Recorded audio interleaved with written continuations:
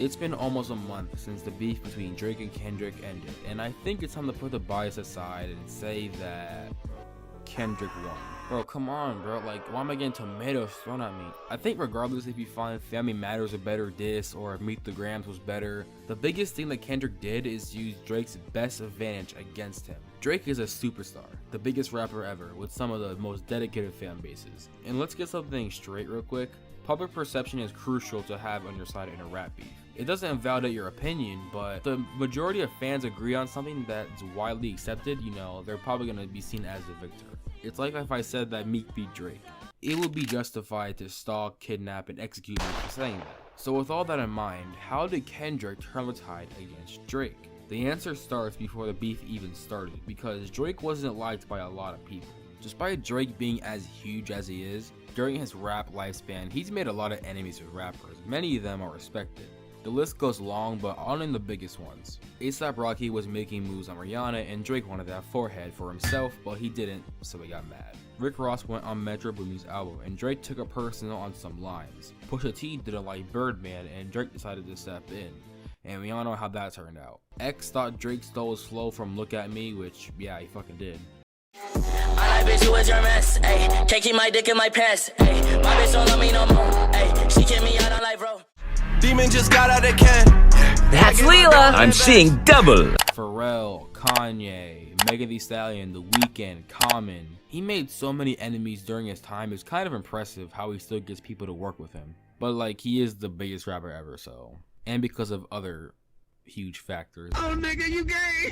Not only did rappers hate him, but his actions caused rap fans to hate him. Rappers like Big Sean and X accused Drake of stealing flows from their songs. He had a huge controversy about him not writing his music that is still going on to this day. His history with being questionable about minors, which we will get into later. And Drake acts like he's somebody that he isn't and goes around different artists for money. Drake has an extensive history of doing things that people don't like, but his music was really popular and good, so it brought the animosity down. That was until Kendrick Lamar brought himself into frame. In 2012, Kendrick featured on a song called Control, in which he calls out many rappers in like a friendly competition way. But Drake took it very personal, and after that, both of them were sneak dissing on each other for a while. J. Cole and Drake made a song called First Person Shooter, and it's pretty good.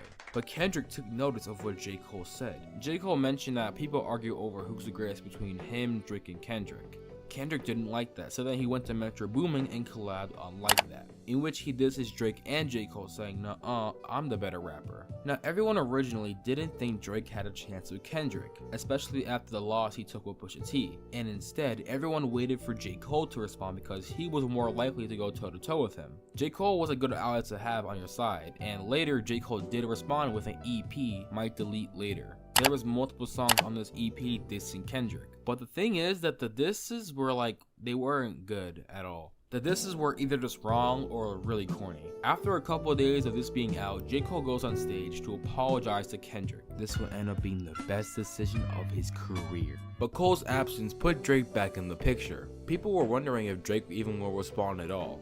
And he surprisingly did with push-ups. This track always confused me because this is like a warning shot track to a guy who made it very clear he wanted smoke. But it wasn't a bad diss, and the public perception changed. Everyone was saying, "Oh, Drake is cooked, don't even bother trying," to everyone saying that Drake had the upper hand, he's already about to win and shit like that. Now Drake had the higher public reception. But because he can't have anything good for a while, he drops Tailor-Made Freestyle. This track is buns. Everything he said could have been described in like an Instagram story. Basically, he told Kendrick to hurry up because Kendrick wasn't showing any response. But the main problem is that he used AI of Snoop Dogg and Tupac in his song. Pop history, if you deal with this viciously, you seem a little nervous about all the publicity. That was really bad. Not sure why he thought this was a good idea, but obviously it backfired and it made his reputation in the beef lower by disrespecting a dead man. But it doesn't matter because later Kendrick responds with Euphoria. This song is important by using some Oda level foreshadowing that will be brought up later.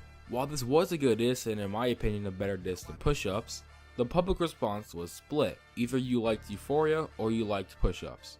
But keep in mind these two Twitter accounts. Whether you like it or not, Twitter is a place where like a lot of people's voices can be heard, and the biggest soldiers behind backing up Drake is Drizzies and academics, especially academics, because he's known as like the biggest Drizzy dick launcher. But what he has is a huge audience that can push Drake's narrative further. During this, Rick Ross also drops his own diss track on Drake and is talking shit on Instagram. Metro Boomin is also talking his shit too on Twitter. He makes a sequel to the previous album he had, and where in this album he brought J. Cole to his side. Metro really the biggest villain of his beef. He brought every op Drake had and put him on an album. This showed that the industry already didn't fuck with Drake, but that was just the tip of the iceberg. All we have left is to wait for Drake's response. Later, K-Dot releases another disc called 616 in LA. It didn't do much to push Kendrick above Drake, but it did warn Drake one more time to not get personal. And he even said that he had people in OVO work for him. Now Drake is in the background making his response, and he has a pretty good plan. He makes a really good diss track with the music video and waits for big streamers that he knows to go live. When Academics and Kaisenat are live, he tells them to wait on stream for his response, both of them contributing tens of thousands of viewers to watch his diss track live. He later uploaded Family Matters.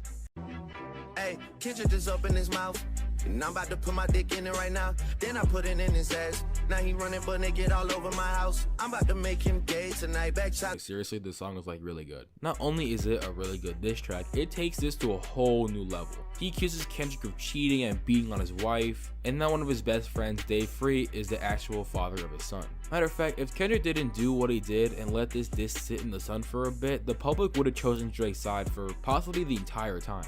But Kendrick had a plan. Within 30 minutes of Family Matters dropping, Kendrick released Meet the Grams, and this decision was the sole turning point for Drake. Meet the Grams is possibly the most personal diss track of all time, going after Drake's entire family, character, addictions, insecurities, accuses him of hiding a daughter, and the worst part is accusing him of being a pedophile. You can see the reactions on people's faces and the reception people got. No one was expecting Kendrick to do this. In 30 minutes, the public went from hanging with Drake to hanging with Kendrick. The smartest thing about Meet the Grams is that it proves his warning about having people in OVO, because he had this pre-recorded to Family Matters and response on some points, and the fact that it was just so damn disrespectful. Look at the line said in this shit. Saying that his dad had some nerve-raising Drake and telling Adonis that he would be a mentor is some villain type shit. Personally, Drake should have ended Kendrick's life for saying that, but that's just me. But the biggest thing that Meet the Grams did is that it brought back the topic of Drake's history with minors. Even if you like Drake and you think he won, you can't deny the damning evidence involving Drake being weird to minors. The biggest evidence is Drake kissing a 17-year-old on stage. This is career-ending allegations, and the fact that Kendrick made everyone stop and talk about Drake possibly being a creep is crazy. But Kendrick wasn't done. Seeing Euphoria and Meet the Grams, one of the biggest points is that Drake was trying too hard to act black and is a culture vulture. To prove this, Kendrick drops again with Not Like Us. In this, Kendrick nails down the narrative that Drake and OVO are pedophiles even harder, but he went for a different approach with it. He made the song into an absolute fucking banger. Probably A minor. Now, even though I like this song, it does have some corny lines in it. Niggas will get a wedgie, be flipped over your boxes, or over your foe. The other vaginal option. Fuck no. But what this song did is made everyone believe in the narrative that Drake is a creep. The song did so well that videos everywhere of people in clubs dancing and screaming to the song that calls Drake a pedophile. Kendrick made this song as a bypass to a common excuse for people saying that Drake's diss is better, by saying that Drake had the better song so he beat him in a diss battle. So he one-upped them by making a song that everyone danced to. The song was so big that it has the most views out of all the disses. It went #1 on the Billboard Top 100 for 3 weeks. It broke the most streamed Spotify song in a day, dethroning Drake. It basically pushed Kendrick above Drake in the public's eye. And Drake didn't help that he only responded by denying the allegation of him hiding a child and not the pedophile accusation. But honestly, what do you do if you were Drake? All of this public outrage against you, big industry names are leaving your side.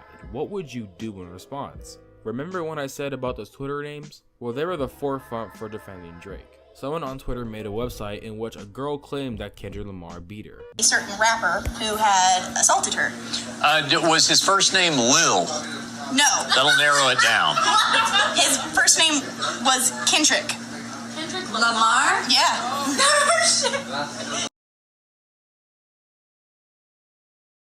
There is no more police evidence supporting his claim, so take it with a grain of salt. Also, the brother of Kendrick's wife supported Kendrick. It'll be weird for someone to beat your sister and then say to the abuser, "Yeah, you did beat my sister." But fuck Drake. Twitter was trending with people bringing up Dave Free's comment on Instagram that Drake could have possibly gave Kendrick free information about a fake daughter. None of this was confirmed until Drake put the final nails in his coffin. The Hard Part 6 fucking sucks. This was the last straw for anyone to give him a chance. His response to him being accused of being Diddy is that he's way too famous to be that. Disgusted, I'm too respected. If I was fucking young girls, I promise I'd have been arrested. I'm way too famous for the shit you just suggested, but I'm way too famous for the shit you just suggested. But he then tries to push the narrative that the reason why Kendrick is going hard on the pedo stuff is because he got molested as a child. First of all, that is just the worst angle you could possibly take this at. And Kendrick didn't get molested, that was his mother. He then tries to bring back the "oh, I gave you information" topic, but when you look back at it, Drake definitely did not feed him info. If you fed your opponent about being a deadbeat father to another child, one, why would you do that? And two, why wouldn't you screenshot proof of this? If this was actually true, Drake wouldn't have been silent as long as he was if he actually planned this out. I re-listened to it just now just for the video, and this shit, it's still ass.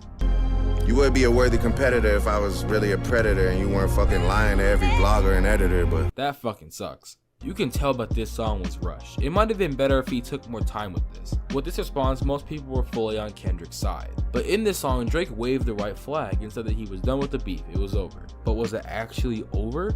Surprisingly, no. In order for the public to hate Drake more, Metro Boomin responds to Drake "shut up and make some drums" line by making the first beat this.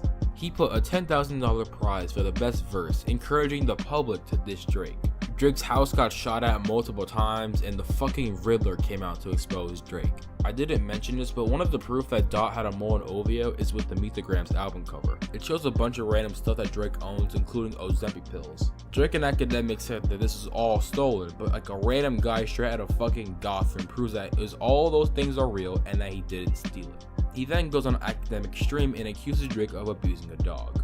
He then shows a video to act on stream. Now the video isn't shown, but the sounds in it are really messed up. Reminder that this is all accusations. I'll play a part of the clip, but I won't play the full version because I'm not going to want to download that on my PC. Just search it up if you want to hear the full thing, but it's really bad.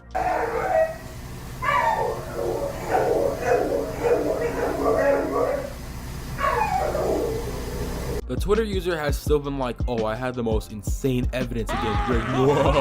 But like, he's been dragging it out for weeks at this point, so I think he only had Drake shit and is wanting to drag it out for whatever reason. But at the end of the day, Kendrick won. If you go on any website, online poll, it would say that Kendrick won.